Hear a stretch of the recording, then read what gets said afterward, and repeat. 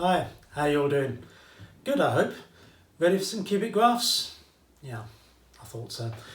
So what I'm going to talk about then, okay, cubic graphs. They're really important, okay, because, well, it's the next obvious step up after the quadratic graphs, isn't it? So lower down the school, year 7, you learn about linear graphs, and then you start to learn about quadratics, maybe year 9, and cubic graphs don't really come up, do they? They may get a mention the odd GCSE lesson or two, but they don't really come up. But at A level, kind of hits you, okay? Straight away you get cubic graphs. It's like suddenly you're up to a new level, okay? It's like maths has just stepped up a gear, okay? So this is your general cubic, what it looks like, okay? So y equals ax cubed plus bx squared plus cx plus d, where the a, b, c, d, there stands for constants or coefficients of these particular terms. And it's called a cubic equation because the highest powered term there is the x cubed, okay? If you didn't have that there, that would be a quadratic. If you didn't have those two, that would be a linear term, and then that would just be just a constant, wouldn't it? Okay. So these are called cubic equations. And the simplest of these is this one that I've drawn for you here, y equals x cubed. You've got to know the basic outline of these graphs, okay? Y equals x cubed. Well, why does it look like this? Okay. Well, quite simply, it crosses through the origin because when x is 0, y is 0, and as x gets larger, y gets larger at a faster rate, okay? Because you've got 1 cubed is 1, 2 cubed is 8, 3 cubed is 27, 4 cubed is 64. So you can see as the x values increase, the y values increase at a faster rate. So in that sense, it's a little bit like a quadratic graph because the same sort of thing's happening, isn't it? With the graph y equals x squared, only with a quadratic, when you square a negative term, the y term is positive, okay? So that's why you get a U-shaped parabola for the quadratic, okay? This is not quite a parabola, but it's a steeper kind of a curve. Over here, the interesting thing is that when you cube a negative value, it stays negative. So negative 1 cubed, negative 1, negative 2 cubed, negative 8, negative 3 cubed, negative 27, and so on. So what happens is you get this nice kind of symmetry, where the symmetry is a rotational symmetry. So the whole graph can be rotated 180 degrees about the origin, okay? And later on it's going to be kind of handy to know that fact, that it's rotational symmetry of order 2, okay? So that's the simple graph, y equals x cubed, okay? Now then, moving on from that, what if we were to draw the graph of, let's put it here, y equals x cubed plus 1, okay? Well, the plus 1 just increases all the y values by 1, so the whole graph gets shifted upwards 1 unit, okay? So it's quite a simple one to draw, so the curve is just going to end up looking like this instead, okay? So all I've done is just shifted the whole graph upwards 1 unit. Now, I could say I'm going to add on any positive value, okay? And the positive value I add on to it is how much it's going to be shifted upwards, okay? So for any graph y equals x cubed plus a, the y-intercept is going to be a. Obviously a could be negative, or you could have y equals x cubed subtract a and it gets shifted downwards, okay?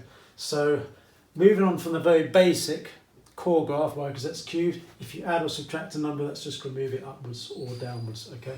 Do note when you do a sketch, it's customary to label any x or y-intercept, okay? So you'd have to find out the x-intercept there as well.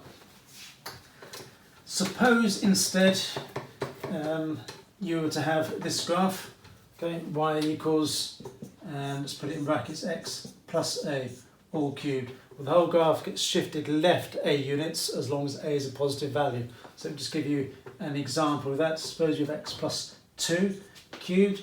That means that the whole graph gets shifted 2 units towards the left. We'll discuss why it is in a minute.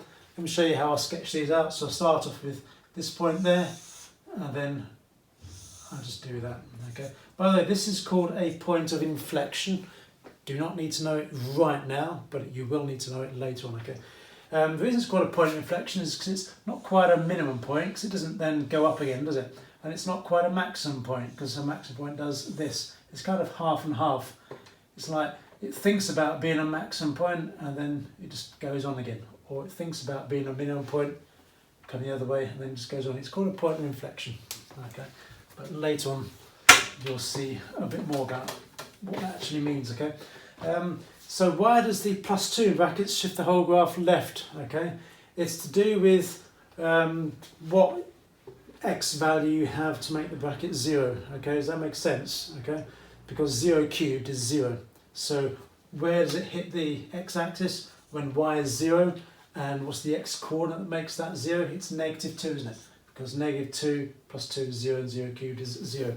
And that's why it shifts leftwards, okay? So, and that's where the point of inflection is, isn't it? Where it comes down and then it sort of goes down again, or comes up from this direction and goes up again.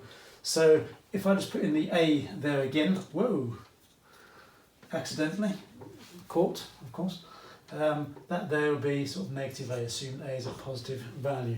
Okay, so the number in brackets just moves the graph left or right. Okay, those are just some simple transformations of the original graph. Okay. More commonly though, let's just rub this off, you get something like this. Okay, so let's just put in y equals, and I'm going to factorise it for you. So x plus 1, x plus 2, x, let's just put in a subtract 3, shall we? Okay, like that. You can of course expand the brackets. I'm not asking you to, I'm just saying you could expand the brackets, and when you do that, the highest power term of x is a cube term, because x times x times x is x cubed. 3 sets of linear brackets gives you a cubic, okay? So this is a cubic graph. It's not going to look exactly the same as the general cubic graph that I just drew up earlier.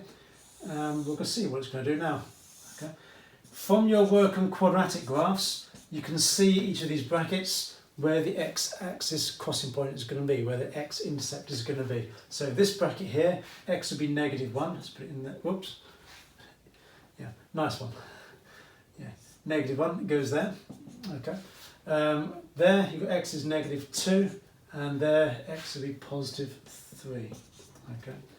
So yeah, so x will be -1, -2, +3. Do you remember that from the roots? Okay, it's basically what values of x would make this equal to 0, each individual bracket. Yeah. If you don't remember that, watch the other video on quadratics where I talk about it in a bit more detail. So what that means is you've got the intercepts here, here, and here. Okay. You just got to figure out what's going on before that. You could also work out a y-intercept when x is 0. So you've got 1 times 2 times -3. So it's going to be -6. So y-intercept is going to be there. And you've got to work out what's going on sort of in between there. Okay.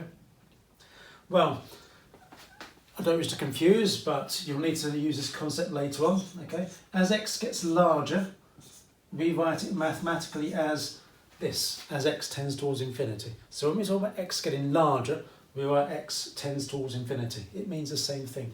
What happens to the value of y? It also tends towards infinity. Okay.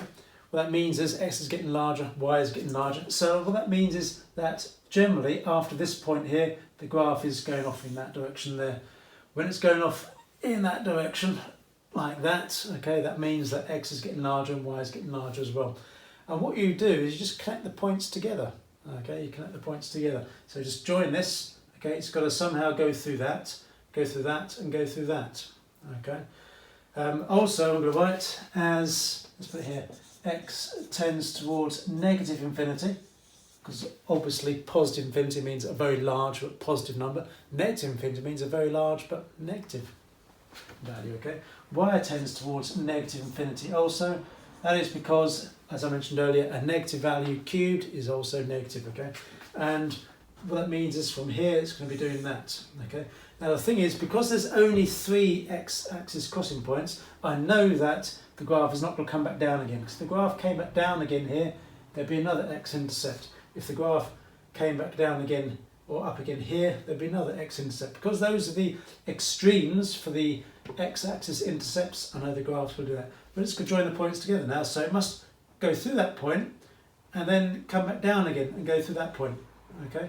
And it must go through this point here and go back up again. Can you see how it's been done? That's all it is. Okay, it's been like join the dots for those of you who are join the dots fans, okay, of those booklets when you're a wee child, all right? And that's it, okay? That is called a maximum value, that's called a minimum value. And that's a traditional looking x cubed graph.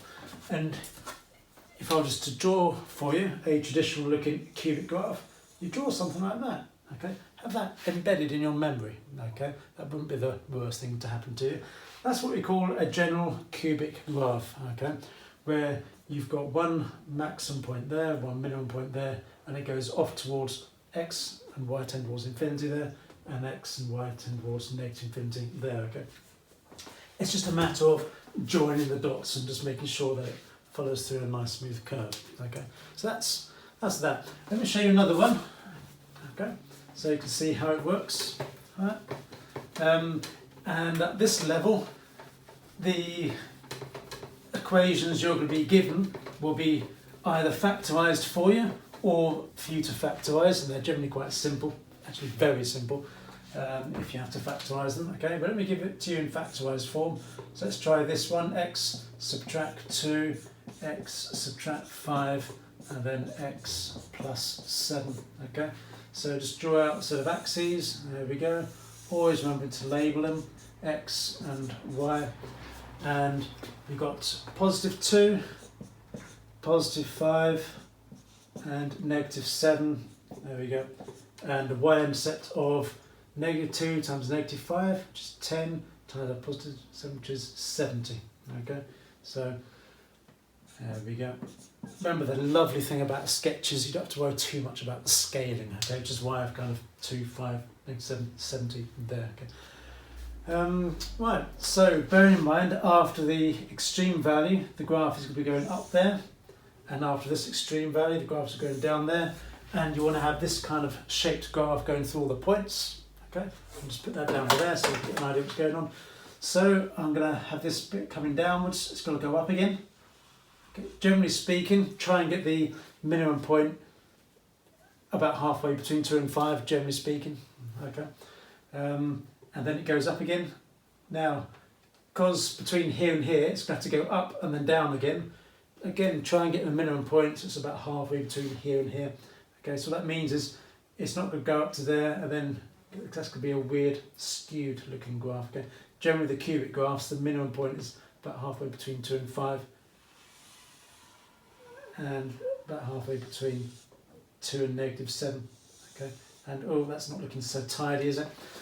Let me just rub that bit off. Okay, so it just looks a bit better. There we go, and put in the negative 7. And that's it. Okay, that's your graph. Later on, at some stage, you might be asked to work out precisely where the maximum and minimum points are. Okay. Remember I mentioned stationary points earlier, points of inflection rather. Those will become crucial to you later on. So maximum point, minimum point, point of inflection, they're called stationary points. Okay, you don't need to know too much about that right now. Wait until the calculus chapter. Okay. Well, that's where maths is really going to take off when you get to calculus. That's just like, yay, happy days, calculus times, okay? Yeah, sort of looking forward to calculus. Looking forward to doing some videos on calculus. Hope you'll stay tuned for those, okay? Let's see what it looks like when I've got a negative cubic graph, okay? So what I'm going to do is I'm going to write it like this. So how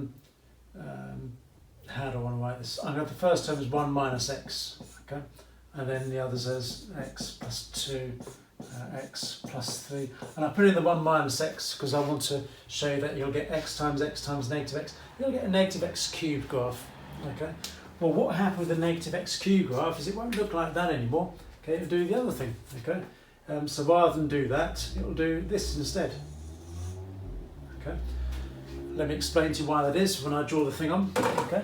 So as with before, right, you're going to have positive 1 from that bracket, and negative 2 from that bracket, and negative 3 from that bracket. Let's extend the graph a bit. There we go. And a y-intercept of 3 times 6 times positive 6. Okay. So there we go. Let's put it in 6. So between here and here, well, can you see? It's going to have to do that, isn't it? There's no way it can do. Because if there's a y-intercept there, it's going to have to be connecting up that way, isn't it? Okay. So let's just do that. And then after this point, there's no other x-intercept, so it can't possibly go back up again. So it must continue doing that. Okay. Can you see where the shape is coming from? And then because of this axis crossing point, after this, it's going to come back down and then go up again. But then similarly, it's going to have to just keep on going up forever. It can't possibly come back down again, okay, because of the number of roots, the number of x-intercepts that we have. So you can see this here. So if this is for your positive x cubed graph, this here is for your negative x cubed graph. Okay, let's just think about that. For a general negative x cubed graph, okay, when x is positive, y is going to be negative, isn't it? Okay, because positive value cubed and then take negative, y is negative. That's why you've got the graph going downwards this direction here. Similarly, when x is negative, a negative value cubed is negative, times by -1 becomes positive. So when x is negative, y is positive, okay? So the two general sorts of shapes of graphs you need to know are this for a positive cubic, and then this shape for a negative cubic. Kind of like what I'm doing here, you just sort of flip it over.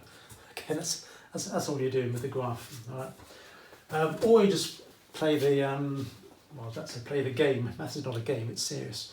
You just do the rule of drawing up the dots. Okay. Right, that's those. Let's go for another one, okay? So I'm going to keep those two. No, I'm not. I'm just going to a completely different one. Okay. Yeah, I'm just making this up as I go along. Okay. Suppose you've got a graph like this: x plus 3 squared, and as we go for another bracket there, x plus 2. All right. So this time, when you put the points, okay, you're going to have -2 from that bracket there, and -3 from that bracket. You've only got two intercepts there. Only two intercepts. You've only got two distinct brackets, okay? Effectively 3 brackets, this is why it's a cubic, x plus 3 squared, which means you've got a repeated root there. Remember those repeated roots, okay? And then you've got that. Do you remember what you did with the quadratic graphs when you had a repeated root? Okay, so do you remember what you did when it was just that? Remember the graph just touches the x-axis, doesn't it? Okay. Same thing, exactly the same thing is happening with the cubic. Okay? It's just going to touch the axis there. Okay, and then it's going to go through that point. Let's work out the y-intercept. The y-intercept is going to be 3 times 3 times 2. Remember that's a repeated root, so 9 times 2 is 18. So the y-intercept there, and that's quite handy, isn't it? Because you know that. Okay, it means that it's going to be going off in that direction there. Okay, try not to draw them straight. I've tried to have a bend in it. Okay, and then it will come down. And then, right, it's not going to do this, okay? It's not going to do that. For the simple reason, it's not a quadratic graph, so it's not going to have the U shape, okay? That's the U shape is reserved for the quadratic, okay, in that instance, okay? So it's not going to do that. It's going to look more cubic, okay? It is a positive x cubed graph, so it's going to look like that, okay? So we've got this bit going on, but it's going to have to have a maximum point there. So it can't do that. It cannot do that because that would imply it's got to cross the x-axis one more time. So you can see why it's actually going to have to just touch the x-axis there. So it's going to just touch the x-axis there and then go back downwards. Okay. So where you've got the repeated root, it's just going to touch the x-axis. Okay, and then you've got that shaped graph looking there. All right. And of course, remember what happens when you've got something like this. Okay, when you've got x plus 3 cubed. Okay, I kind of drew a similar one earlier. It's just going to look like this, isn't it? Okay, there we go. Where you just got the one crossing point, -3. Okay, and then because you don't have the maximum minimum points, there's no opportunity for it to go back up again or come back down again because there's no other x or y-axis intercepts. You've only got that one there, and that's why with these simpler ones you don't actually have that kind of shape. You just got this one right there. Okay, so yeah, that's pretty much it. Okay, let's do one more. Alright, let's do one more. So let's have 4 minus x. We'll make that squared, so we'll make that a repeated one. And then let's have this one as 3 plus x.